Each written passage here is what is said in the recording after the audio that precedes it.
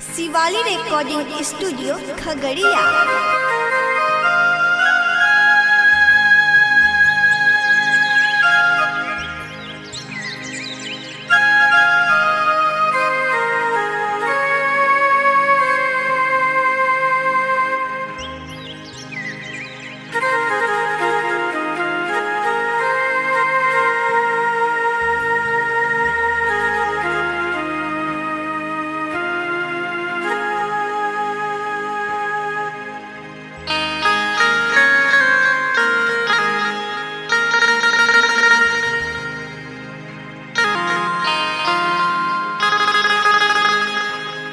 सावन भादोबा केरा ओ मुराला नादिया सोना कोसी मैया कौन विधि जइबै वही पहाड़ सोना कोसी मैया कौन विधि जइबै वही पहाड़ सोना कोसी मैया कौन विधि जइबै वही पहाड़ सोना कोसी मैया सावन भदोबा केरा ओ मुराला नदिया सोना कोसी मैया कौन विधि जइबै वही पहाड़ सोना कोसी मैया कौन विधि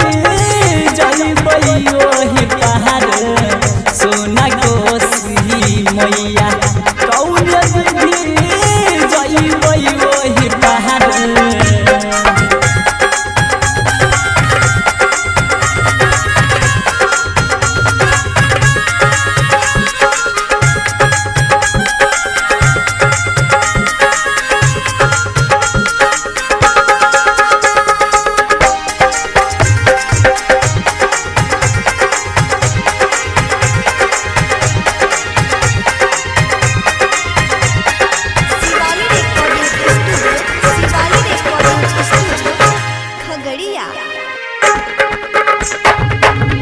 जइबै दीवारी मैया बिसहरिया स्थान है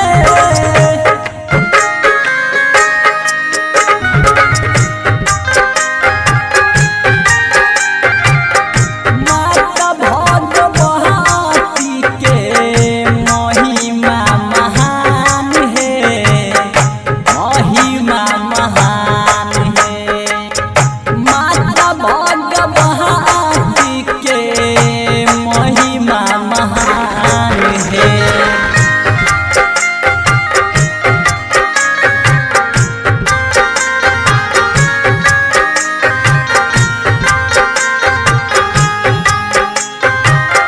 बीच भवर में नैया कोई ना खेबैया सोना कोसी मैया कौन विधि जइबै वही पहाड़ सोना कोसी मैया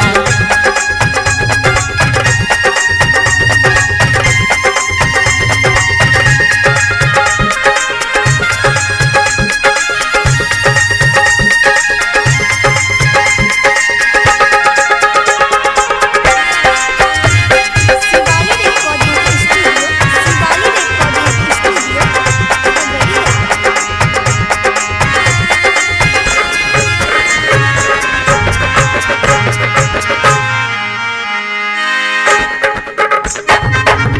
गुरु ये दमोहदर मैया करै गुणगान है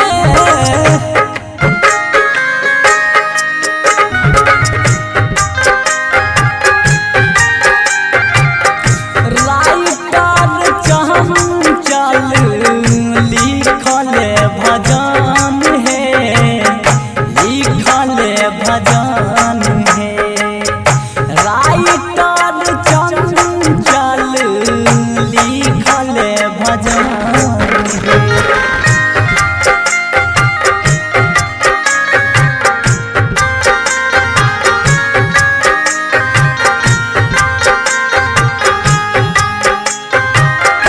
परमद